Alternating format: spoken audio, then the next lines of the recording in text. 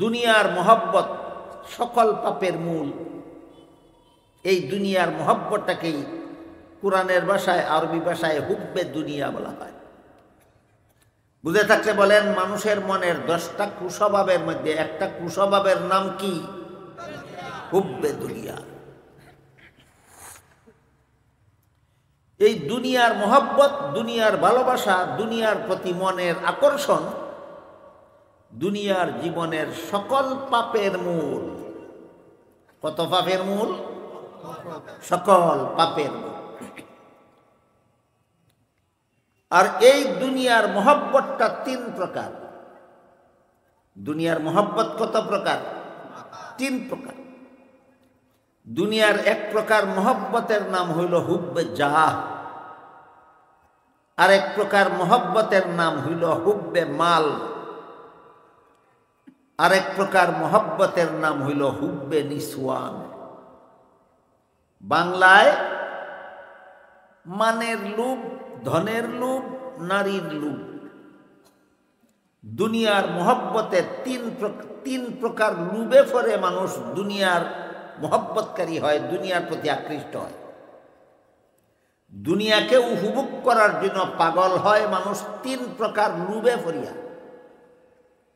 প্রথম প্রকার লোভের নাম হইল মানের লোভ, দ্বিতীয় প্রকার লোভের নাম হইল ধনের লোভ, তৃতীয় প্রকার লোভের নাম হইল নারীর লোভ।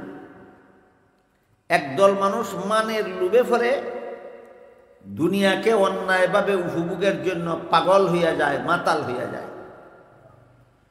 আর একদল মানুষ ধনের লোভে পড়ে দুনিয়াকে অন্যায়ভাবে উপভোগের জন্য চেষ্টা চালায়। আর একদল মানুষ নারীর লোভে দুনিয়াকে উপভোগের জন্য মাতাল হইয়া যায়। আমার কথা বুঝে থাকলে বলেন, দুনিয়ার ভালোবাসা, দুনিয়ার লোভ কত প্রকার? মানের লোভ, ধনের লোভ, নারীর লোভ। মানের লোভ, ধনের লোভ, নারীর লোভ। এর মধ্যে আমার নামে যে আয়াত আপনারা দিচ্ছেন, এই আয়াতে 2 লোভের বিবরণ দেওয়া আছে। নারীর লোভ আর ধনের লোভের আলোচনা এই আয়াতের মধ্যে আছে। মানের লোভের আলোচনা অন্য আয়াতে আছে। কাজেই আয়াত বিষয়টাকে সাজাইয়া গুছাইয়া বলার জন্য এই আয়াত থেকে 2টা, অন্য আয়াতের একটা নিয়ে এই 3 প্রকার দুনিয়ার লোভ আমরা একটু ধারাবাহিকভাবে বোঝার চেষ্টা করি। মানের লোভে যারা পড়ে এরা খালি পদ দখল করতে চায়। কারণ সকল মানুষ পদের মধ্যে, পদ ছাড়া কোনো মান নাই, পদ ছাড়া কোনো মান নাই। মানের লোভে যারা পড়ে এরা কি দখল করতে চায়? পদ। এই পদ দখল করার নিশায় যাদেরকে ধরে, এরা ন্যায় অন্যায় বুঝতে রাজি না, হালাল হারাম বুঝতে রাজি না। যে কোনো মূল্যের বিনিময়ে পদটা দখল করে নেওয়াই তার একমাত্র সাধনা হয়। এই মর্মে হাদিস শরীফে রাসূল করিম সাল্লাল্লাহু আলাইহি ওয়াসাল্লাম বলেন, 3 দল মানুষের প্রতি আল্লাহ কিয়ামতের দিন রহমতের দৃষ্টিতে তাকাবেন না। কত দল?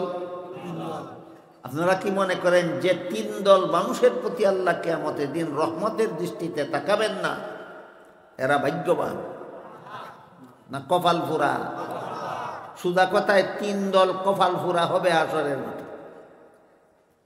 এই 3 দলের এক দল হইল, আল্লাহর রাসূল বলেন, আম্মা কওমান ওয়াহুম লাহু কারিহুন।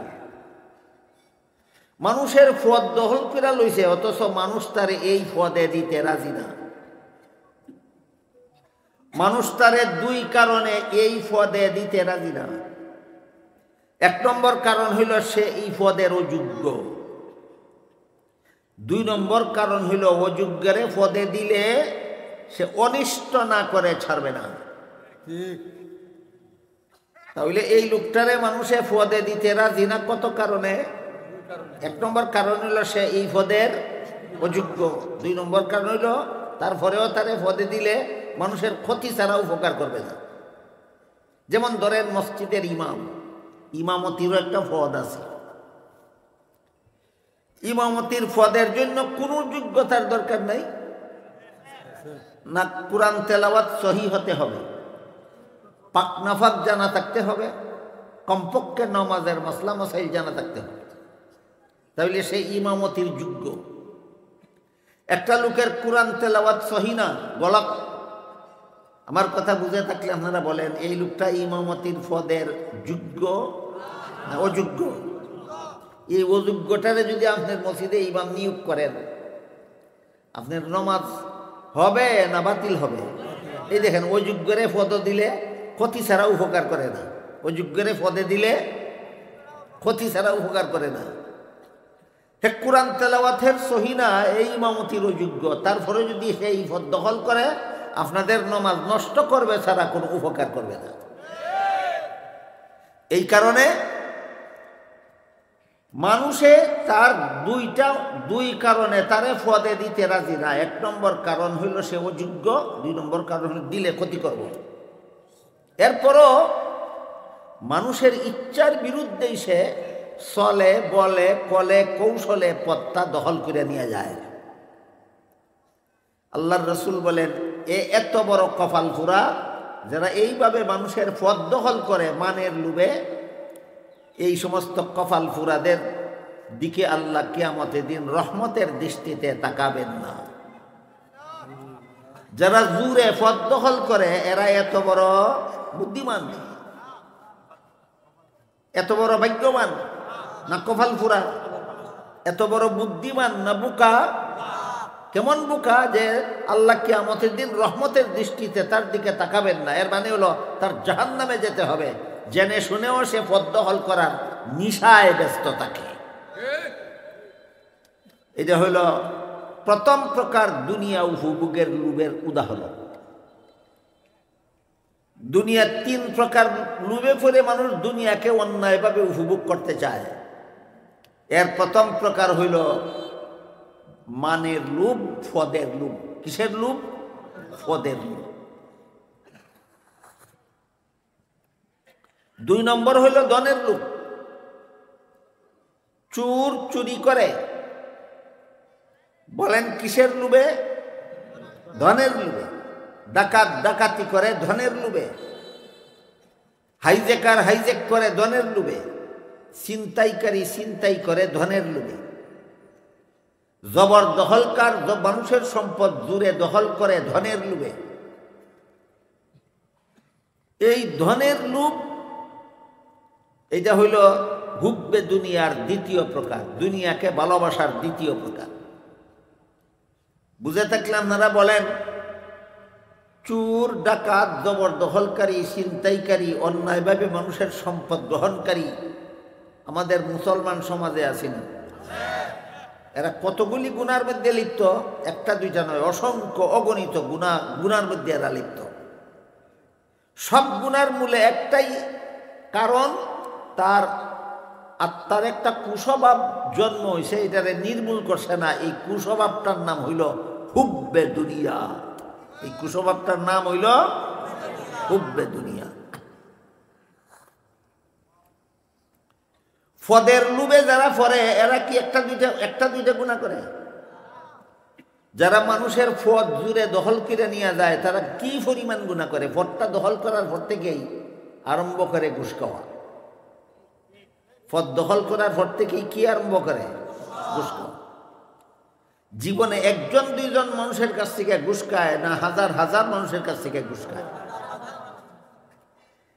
একটা আগাছা, একটা কুস্বভাবের তাড়নায় কি পরিমাণ গুনায় লিপ্ত থাকে জীবনভর।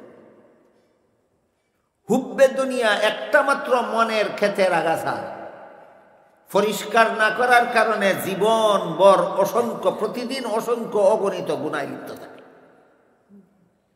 আরেকটা হইল হুব্বে মাল, মালের লোভে, ধন সম্পদের লোভে। ধন সম্পদের লোভে ফিরে জীবনে কত মানুষের সম্পত্তি জুড়ে দখল করে, কত মানুষের বাড়িঘর জুড়ে দখল করে, কত মানুষের ফটঘাট জুড়ে দখল করে, কত মানুষের বিরুদ্ধে মিথ্যা মামলা করে তার সম্পদ আত্মসাৎ করে, কত মানুষের কাছ থেকে সুদ খায়, কত মানুষের কাছ থেকে ঘুষ খায়, হিসাব নিকাশ নাই। একটা আগাছার মধ্যে কি পরিমাণ গুনার ফসল ধরল। আগাছা তো একটা, গুনার ফসলের সীমা সংখ্যা নাই। ওনার ফসলের সীমা সংখ্যা নাই। গেল মানের লোভের উদাহরণ, ধনের লোভের উদাহরণ। আর দুনিয়ার মহব্বতের তিন প্রকার লোভ, যে তিন প্রকার লোভে ফরে মানুষ দুনিয়ার মহব্বতের কারণে, এর মধ্যে 3 নম্বরটা হইল হুব্বে নিসওয়ান, নারীর লোভ, নারীকে উপভোগ করার লোভ। নারীকে পুরুষরা 6টা পদ্ধতিতে উপভোগ করে। নারীকে পুরুষরা কতভাবে উপভোগ করে? 6 ভাবে উপভোগ করে। হাদিস শরীফে রাসূল করিম সাল্লাল্লাহু আলাইহি ওয়াসাল্লাম বলেন, ভিন্ন পুরুষ যদি ভিন্ন নারীকে দেখে দেখে আনন্দ করে, এই আনন্দ করাটা উপভোগ কিনা? চৌকের দ্বারা উপভোগ করে। ভিন্ন পুরুষ যদি ভিন্ন নারীর সাথে ফালতু কথা বলে আনন্দ করে, রাসূল বলেন মুখের দ্বারা উপভোগ করে।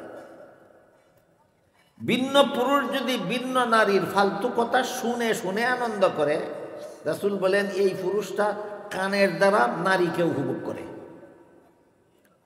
ভিন্ন পুরুষ যদি ভিন্ন নারীকে হাতের দ্বারা ছুঁইয়া আনন্দ করে, রাসূল বলেন সে হাতের দ্বারা নারীকে উপভোগ করে। ভিন্ন পুরুষ যদি ভিন্ন নারীর সাথে গোপনে বসে আনন্দ করে, রাসূল বলেন হে পায়ের দ্বারা, গেল যে গোপন জায়গায়, পায়ের দ্বারা নারীকে উপভোগ করে। ভিন্ন পুরুষ যদি ভিন্ন নারীর সাথে মিলামিশার মাধ্যমে উপভোগ করে, রাসূল বলেন সে লজ্জাস্থানের দ্বারা নারীকে উপভোগ করে।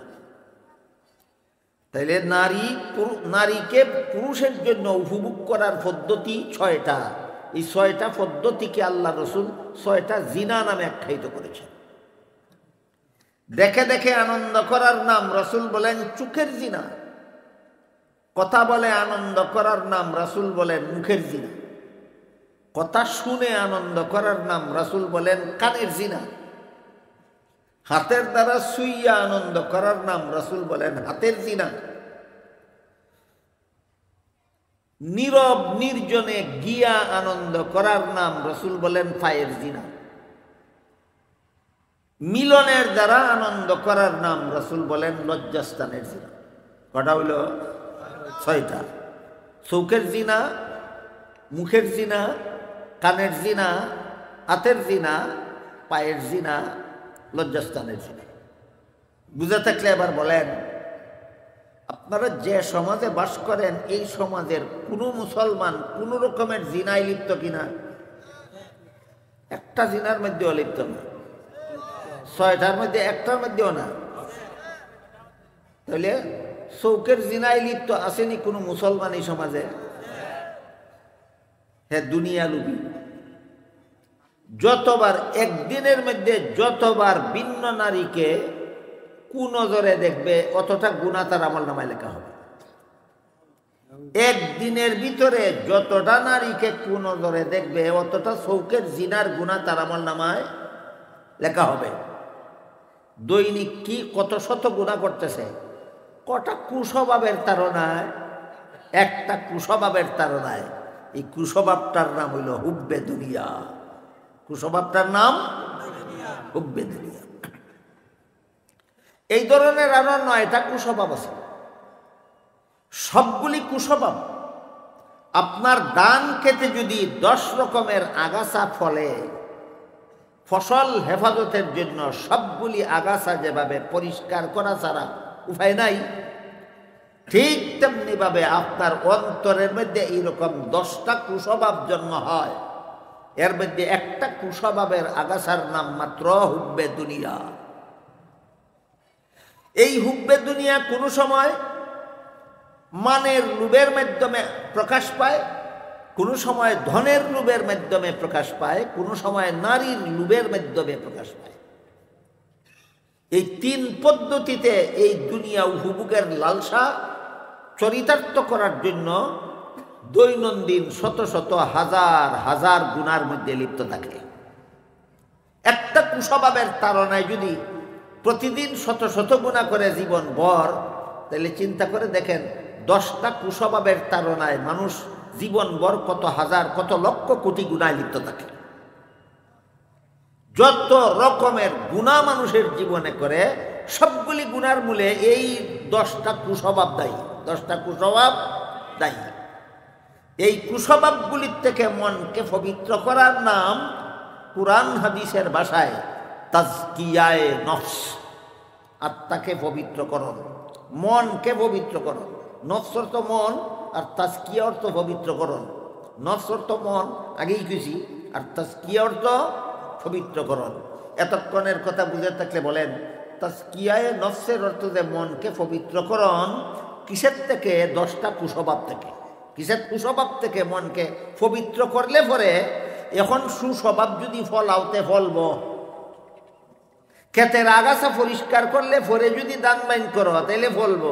ক্ষেত গাছ লাগিয়ে রইছে, গাছের জঙ্গল লাগিয়ে রইছে, দান বাইন করলে ফলবো না নষ্ট হইয়া যাবে? যেমনভাবে ক্ষেতের আগাছা পরিষ্কার করলে পরে ফসল ফলাইলে ফলে, নাইলে ফসল নষ্ট হইয়া যায়, তেমনিভাবে মানুষের মনকে এই 10টা কুস্বভাব থেকে পরিষ্কার করলে পরে সুস্বভাবের ফসল ফলে। মন রে এই কুস্বভাব থেকে পরিষ্কার না করিয়া সুস্বভাব ফলাইতে গেলে ফসল নষ্ট হইয়া যায়।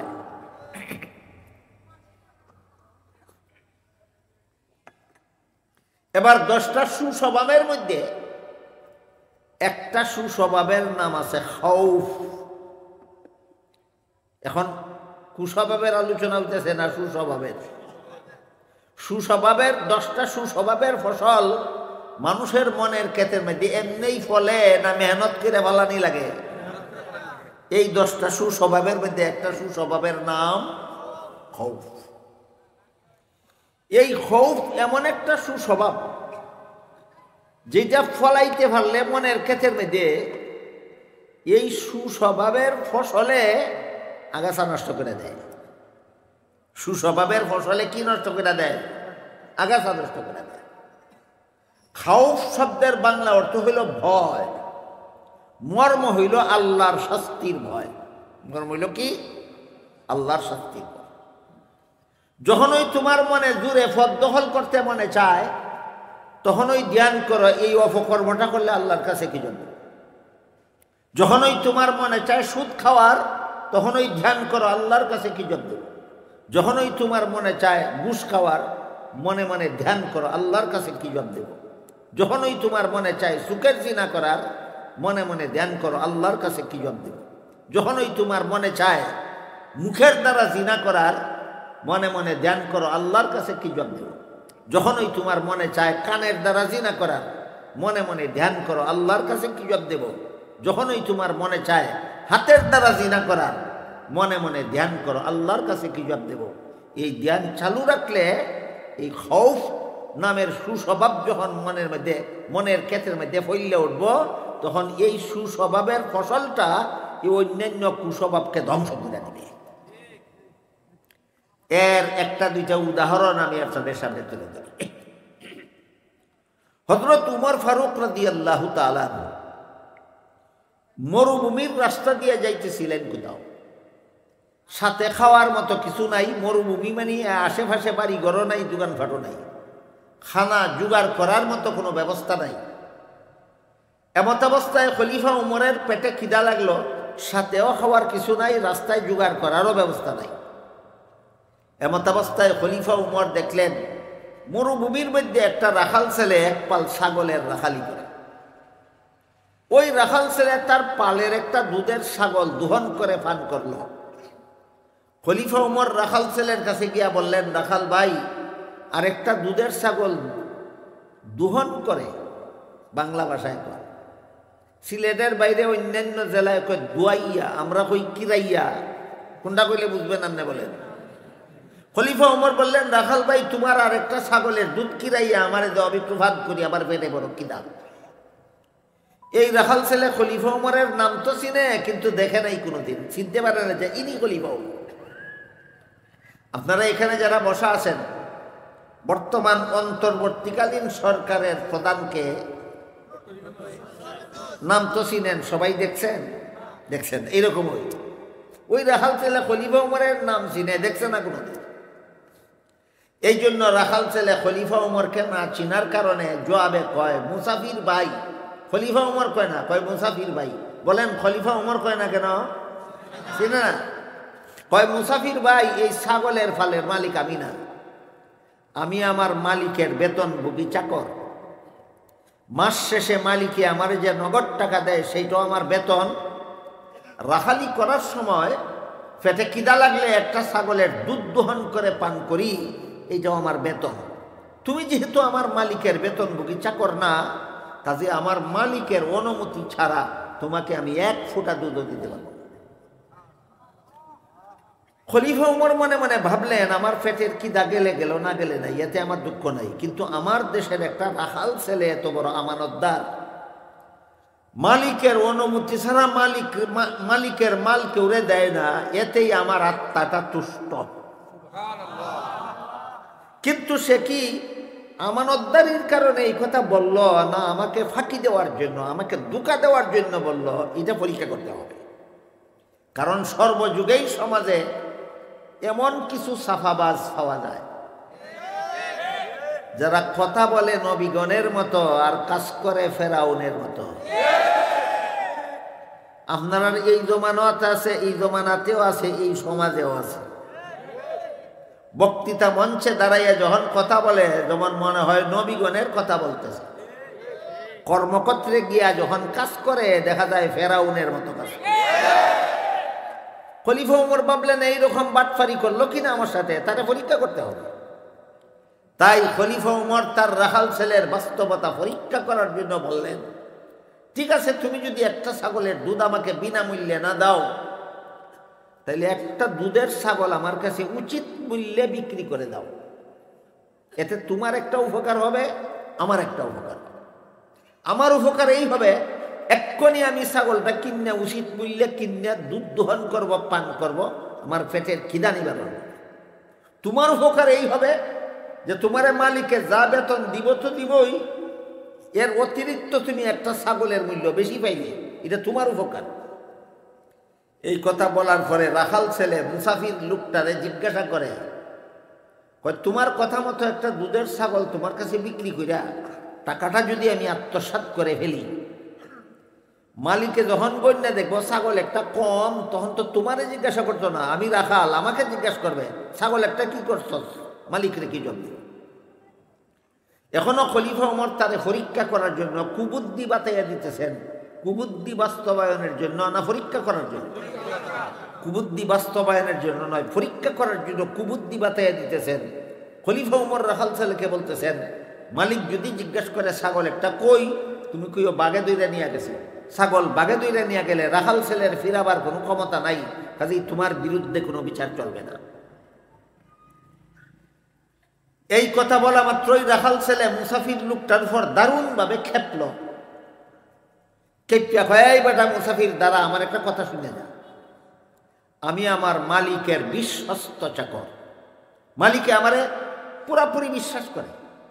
আমি যদি ছাগল একটা বিক্রি করে পয়সাটা খাইয়া ফেলি, আর মালিক রেখেই ছাগল একটা বাঘে নিয়ে গেছে, শতকরা 100 ভাগ মালিকে আমারে বিশ্বাস করবে, আমার বিরুদ্ধে বিচার দায়ের করবে, দূরের কথা কোনো কৈফিয়তও চাইবে না। কিন্তু তুই বল, শেষ বিচারের দিন আল্লাহ যখন জিজ্ঞাসা করবেন মালিকের ছাগলটা কি করছিলে, তখন কে জবাব? মালিকের মাল বিক্রি করিয়া সম্পদটা আত্মসাৎ করে ফেলার মতো ধনের লোভ, এই ধনের লোভ থেকে খলিফা উমরের দেশের একটা মূর্খ রাখাল ছেলেকে ফিরাইল কে? খাউফ। ফিরাইল কে? খাউফ মানে আল্লাহর শাস্তির ভয়। আল্লাহর কাছে কি জবাব দেব? আল্লাহর কাছে কি জবাব দেব? এই ভয় যার অন্তরে জাগ্রত হইয়া যায়, দুনিয়ার লোভ তার অন্তর থেকে বিদায় হইয়া যায়।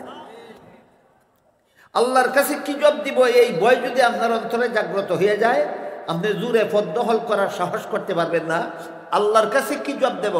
এই ভয় যদি আপনার অন্তরে জাগ্রত হইয়া যায়, আপনি সুদ খাইতে সাহস করবেন না, ঘুষ খাইতে সাহস করবেন না, আপনি মানুষের সম্পদ জোরে দখল করতে সাহস করবেন না। আল্লাহর কাছে কি জবাব দেব? এই ভয় যদি আপনার কাছে মনে জাগ্রত হইয়া যায়, তাহলে আপনি কোনো নারীর সাথে 6 প্রকারের জিনার থেকে কোনো প্রকার জিনা করার সাহস করতে পারবেন না।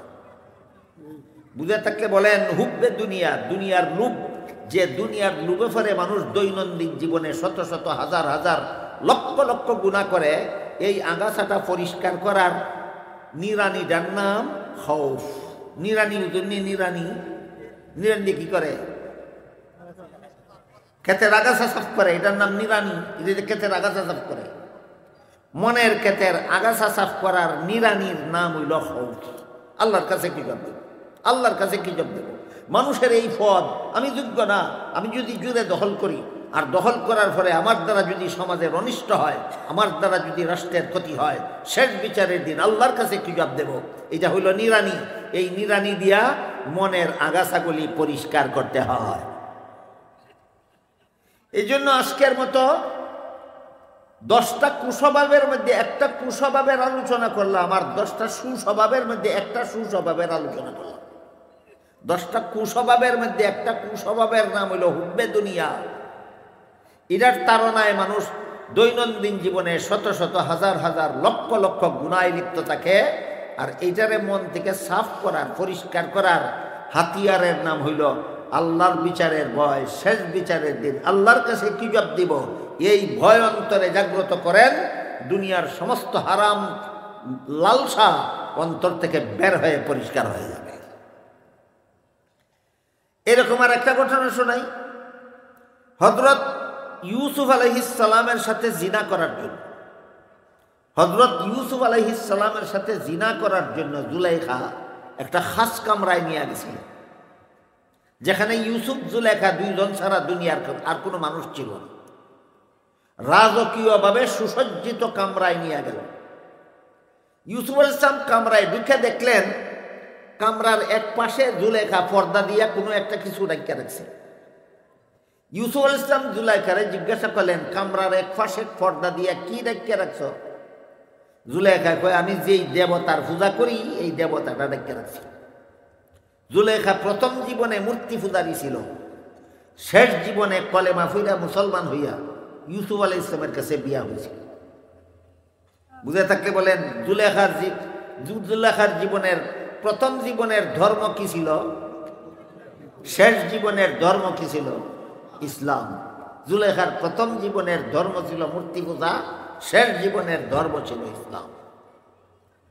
তো জুলাইখা কইল, আমি যে এই মূর্তিটার পূজা করি এই মূর্তিটা পর্দা দিয়ে ঢাকা রাখছি। ইউসুফ আলাইহিস সালাম জিজ্ঞাসা করলেন, তুই তো এটার পূজাই করস, ঢাকা রাখলে কেন? জুলাইখা কয়, এখন আমি তোমার সাথে জিনা করব, এই জন্য এই পরিবেশটা সাজাইছি। কিন্তু পূজার মূর্তির সামনে জিনা করতে আমার লজ্জা হয়, এই জন্য মূর্তিটা ঢাকা রাখছি। ইউসুফ আলাইহিস সালাম বললেন, তোর মূর্তির সামনে জিনা করলে কি মূর্তি দেখে? আপনারা কি বলেন? জুলাইখা কইল, না, মূর্তির সামনে জিনা করলেও দেখে না, ডাক্কা করলেও দেখে না। তখন ইউসুফ বললেন, যেটারে ডাকলেও দেখে না, না ডাকলেও দেখে না, এটারে ডাকনের দরকারটা কি? বুঝতেছেন তো? জুলাইখা জবাব দেয়, যদিও আমার মূর্তি দেখে না, কিন্তু যে কারিগরে মূর্তিটা বানাইছে এই কারিগরে মূর্তি চৌকের মধ্যে দেখার ভঙ্গি দিয়ে বানাইছে, যেমন বোঝা যায় চাইয়া রয়েছে, যে আমরা কাঁচা ভাষা আঞ্চলিক ভাষায় কয় যেমন বোঝা যায় চাইয়া রয়েছে। এই তার দেখার ভঙ্গিটার কারণে এটার সামনে জিনা করতে আমার লজ্জা হয়। ইউসুফ আলাইহিস সালাম বললেন, তোর মূর্তি আসলে দেখে না, খালি চৌকের মধ্যে দেখার ভঙ্গি আছে, এই কারণেই যদি এটার সামনে আমার সাথে জিনা করতে তোর লজ্জা হয়, আমার আল্লাহ যে আসলেই দেখে, সেই আল্লাহর সামনে তোর সাথে যদি আজকে আমি জিনা করি, কালকে আল্লাহর কাছে কি জবাব দেব?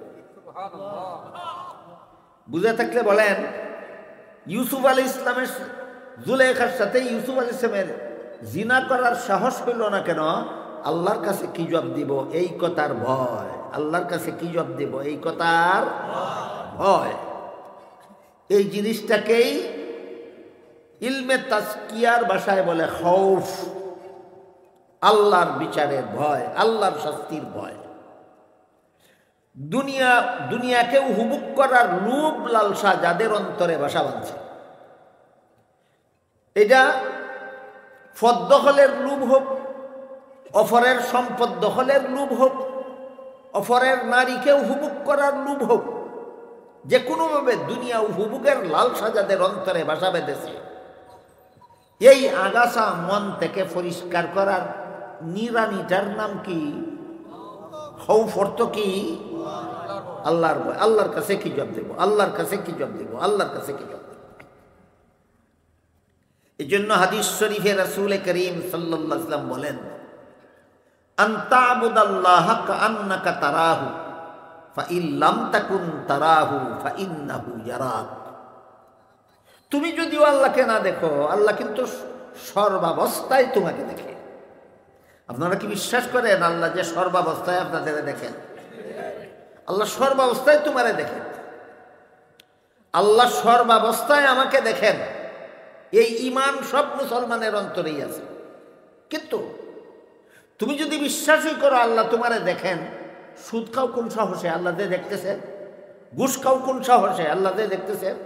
মদ খাও কোন সাহসে? আল্লাহ তো দেখতেছেন। গাঞ্জা খাও কোন সাহসে? আল্লাহ তো দেখতেছেন। দুর্নীতিবাজি করো কোন সাহসে? আল্লাহ তো দেখতেছেন।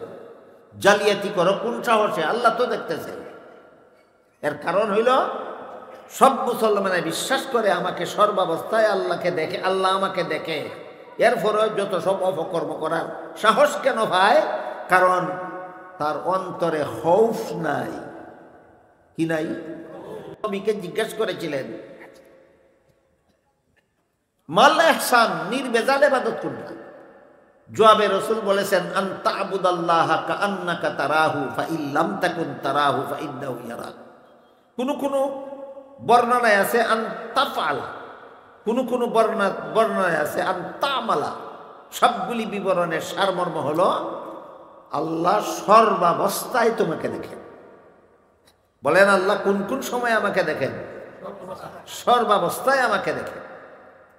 আল্লাহ যে সর্বাবস্থায় আমাকে দেখেন, এই বিশ্বাস সব মুসলমানের অন্তরেই আছে। তাহলে অপকর্মের সাহস কেন পায়? খৌফ নাই, বিশ্বাস আছে। খৌফ নাই, বিশ্বাস আছে, ভয় নাই। বিশ্বাস আছে, ভয় নাই। আমার তো মনে হয় এমন কোন মুসলমান নাই যে মুসলমান বলে যে আল্লাহ আমারে দেখে না। আর যদি কেউ কইয়াই ফেলায় যে আল্লাহ আমারে দেখে না, এর আর ঈমান থাকবে না, সে বেঈমান হয়ে যাবে। আল্লাহ কোরআনে পরিষ্কার ভাষায় বলেছেন, আলাম ইয়ালাম বিআন্নাল্লাহ ইয়ারা। বান্দা কি জানে না আমি আল্লাহ যে দেখি? তা আল্লাহ দেখেন, এটা তো আল্লাহ বলিয়ে রাখছেন। এরপরে যদি কেউ কয় আল্লাহ দেখে না, তাহলে কোরআন মানলো নি? কোরআন না মানলে ঈমান রইল নি? আল্লাহ দেখে না পেলে তো ঈমান থাকবেই না। আল্লাহ দেখে আমাকে সর্বাবস্থায়, বিশ্বাস করি বলেই আমরা ঈমানদার। ঈমানদার হইয়া চুরি করি কিভাবে? ঈমানদার হইয়া ডাকাতি করি কিভাবে? ঈমানদার হইয়া জবরদখল করি কিভাবে? ঈমানদার হইয়া লুটতরাজ করি কিভাবে? ঈমানদার হইয়া মানুষের উপর জুলুম অত্যাচার করি কিভাবে? ঈমানদার হইয়া মানুষের বিরুদ্ধে মিথ্যা মামলা করি কিভাবে? ঈমানদার হইয়া মানুষের মিথ্যা মামলার মিথ্যা সাক্ষী দেই কিভাবে? ঈমানদার হইয়া সুদ খাই কিভাবে? ঈমানদার হইয়া ঘুষ খাই কিভাবে? ঈমানদার হইয়া মদ খাই কিভাবে? ঈমানদার হইয়া গাঞ্জা খাই কিভাবে? একটা মাত্র কারণ, আল্লাহর শাস্তির ভয় অন্তরে নাই। বুঝে থাকলে বলুন, হুব্বে দুনিয়ার আগাছা সাফ করার নিরানিটার নাম কি? খৌফ, আল্লাহর শাস্তির ভয়। এটা অন্তরে জাগাতে হয়, অন্তরে জাগাতে হয়। অন্তরে জাগাবার বিভিন্ন পদ্ধতি আছে, কোনোটা সহজ, কোনোটা মাঝারি, কোনোটা কঠিন। সবগুলির আলোচনা একদিনে করা যাবে না। শুধু একটা পদ্ধতি আজকে আপনাদেরকে বলে দিই। আল্লাহ পবিত্র কোরআনের এক আয়াতে বলেন, ইয়া আইয়ুহাল্লাযীনা আমানুত্তাকুল্লাহ ওয়া কুনু মা'আস সাদিকিন। হে ঈমানদারগণ, আল্লাহর শাস্তির ভয় অন্তরে জাগাও। আল্লাহর শাস্তির ভয় অন্তরে জাগাও। আর আল্লাহর শাস্তির ভয় অন্তরে জাগাবার সবচেয়ে সহজ ব্যবস্থা, আল্লাহওয়ালাদের সঙ্গ লাভ করো। আল্লাহওয়ালাদের সঙ্গ লাভ করো, আল্লাহওয়ালাদের সংস্রব অবলম্বন করো, আল্লাহওয়ালাদের সান্নিধ্যে যাও। সুদা কথায় আল্লাহওয়ালাদের দরবারে গিয়া যতক্ষণ পারো বসে থাকো, আল্লাহওয়ালাদের চেহারার দিকে চেয়ে থাকো। আল্লাহ যে বললেন, আল্লাহর শাস্তির ভয় যদি অন্তরে জাগাতে চাও, তবে আল্লাহওয়ালাদের কাছে গিয়ে বসে থাকো, আল্লাহর দিকে, তাদের চেহারার দিকে তাকাইয়া থাকো। আমি চোখ দিয়ে তার চেহারার দিকে তাকাইলাম, এতে আমার মনের মধ্যে ভয় কিভাবে সৃষ্টি হইব, ক্ষোভ কিভাবে সৃষ্টি হইব, একটা প্রশ্ন জাগতে পারে। প্রশ্নের জবাবটা আমি একটা উদাহরণ দিয়ে দিতে চাই। আপনাদের মাথার উপর সামিয়ানা আছে কিনা? সামিয়ানার নিচে বাত্তি জ্বলে কিনা? আপনারা কি বাত্তির মধ্যে শরীর লাগাইয়া বইছেন না ফাঁক আছে? বাত্তির নিচে বইছেন, বাত্তি থেকে আপনার মাথা পর্যন্ত কমপক্ষে 6 হাত ফাঁক আছে, কিন্তু বাত্তির আলোতে আপনার শরীরটা আলোকিত, শরীরটা দেখা যায়। যারা বাত্তির নিচে বসেছেন তাদের শরীর দেখা যায় কেন? বাত্তির আলোতে শরীর আলোকিত হয়েছে, এই জন্য শরীরটা দেখা যায়। যেমনভাবে বাত্তির নিচে বসলে আস্থাটা শরীর বাত্তির আলোতে আলোকিত হইয়া যায়, ঠিক তেমনিভাবে আল্লাহওয়ালাদের দরবারে গিয়া বসলে আল্লাহওয়ালাদের পবিত্র আত্মার বাত্তির আলোকে এই সাধারণ মানুষের অন্তর আলোকিত হইয়া যায়। বাত্তির আলোতে শরীর আলোকিত হয়, আর আল্লাহওয়ালাদের অন্তরের আলোতে গুনাহগারের অন্তর আলোকিত হয়। এইভাবে মনের মধ্যে আল্লাহর ভয় জাগ্রত হয়। যখন মনের মধ্যে আল্লাহর ভয় জাগ্রত হবে, তখন যে কোনো রকমের দুনিয়ার লোভ মনে আসলেই এই ভয় আপনাকে ফিরাবে। এই তুই যে চুরি করবে আল্লাহর কাছে কি জবাব দেবে? তুই যে জিনা করবে আল্লাহর কাছে কি জবাব দেবে? তুই যে বাটফারি করবে আল্লাহর কাছে কি জবাব দেবে? তুই যে দুর্নীতি করবে আল্লাহর কাছে কি জবাব দেবে? তুই যে জালিয়াতি করবে আল্লাহর সাথে কি, আল্লাহর কাছে কি জবাব দেবে? এই জন্য হাদিস শরীফে রাসূল করিম সাল্লাল্লাহু আলাইহি ওয়াসাল্লাম সংস্রব বুঝার জন্য, উম্মতকে সংস্রব বুঝাবার জন্য চমৎকার 2টা উদাহরণ দিয়েছেন। একটা উদাহরণ দিয়েছেন আতরের দোকানের দ্বারা, আর একটা উদাহরণ দিয়েছেন কামারের দোকানের দ্বারা। রাসূল বলেন, তুমি যদি আতরের দোকানে গিয়ে বসে থাকো, পয়সা খরচ করে যদি আতর নাও কিনো, আর দোকানদারও যদি মাগনা কিছু আতর তোমার নাকে লাগাইয়া নাও দেয়, এমনি বসে থাকো, তবুও বাতাস দোকানদারের আতরের শিশির থেকে সুগন্ধ তোমার নাকে নিয়ে বিনা পয়সায় লাগাইয়ে দিব। বলেন, আতরের দোকানে বসে থাকলেও আতরের সুগন্ধ পাওয়া যায় কিনা? পয়সা খরচ করে ভাইল না সংস্রবের কারণে ভাইল? ঠিক তেমনিভাবে আল্লাহওয়ালাদের সংস্রবে যদি তুমি থাকো, আল্লাহওয়ালাদের সংস্রব তোমার নাকে পরকালে জান্নাতের সুগন্ধ লাগাইয়াই দিব। রাসূল বলেন, এর বিপরীতে তুমি যদি কামারের দোকানে যাও, গিয়া যদি কামারের দোকানে চুপচাপ বসে থাকো, যে চুলার মধ্যে কামারের লোহা ফুরে, এই চুলার মধ্যে লোহা ফুরার কাজে যদি শরীক না হও, এমনিই বসে থাকো, তবুও বাতাস এই কামারের লোহা ফুরার চুলার ধোঁয়ার দুর্গন্ধ তোমার নাকে লাগাইয়াই দেব। বলেন, কামারের দোকানে বসলে সুগন্ধ পাওয়া যায় না দুর্গন্ধ পাওয়া যায়? কেন? সংস্রবের কারণে। ঠিক তেমনিভাবে অসৎ লোকের সংস্রব অবলম্বন করলে তোমার অন্তরে জীবনে কোনোদিন আল্লাহর শাস্তির ভয় জাগ্রত হবে না। তোমার এই দুনিয়ার লোভ, দুনিয়ার লালসা তোমাকে লক্ষ লক্ষ গুনায় লিপ্ত করাইয়া রাখবে। আল্লাহওয়ালাদের সহবতে গেলে তোমার অন্তরে আল্লাহর ভয় জাগ্রত হবে, আর মনের আগাছা পরিষ্কার হইলে পরে কোনো গুনার কাজ করার সাহস আর তোমার অন্তরে থাকবে না। তাহলে আল্লাহর শাস্তির ভয় অন্তরে জাগাবার যত পদ্ধতি আছে, এর মধ্যে সবচেয়ে সহজ পদ্ধতি আল্লাহওয়ালাদের সোহবত। সবচেয়ে সহজ পদ্ধতি আল্লাহওয়ালাদের সোহবত। এই কথাটাই কোরআনে আল্লাহ এইভাবে বলছেন, ইত্তাকুল্লাহ ওয়া কুনু মা'আস সাদিকিন। আল্লাহর ভয় অন্তরে জাগাও, আর এর পদ্ধতি হলো আল্লাহওয়ালাদের সংস্রবে যাও, আল্লাহওয়ালাদের সঙ্গ লাভ করো। আল্লাহ আপনাদের আমাদের সবাইকে সকল প্রকার পাপ থেকে নিজেকে বাঁচাবার জন্য মনের ক্ষেতের এই কুস্বভাবের আগাছা, বিশেষ করে হুব্বে দুনিয়া নামের আগাছা পরিষ্কার করার জন্য আল্লাহওয়ালাদের সংস্রবের মাধ্যমে আমাদের মন পবিত্র করার তৌফিক দান করুন। সবাই বলুন আমিন।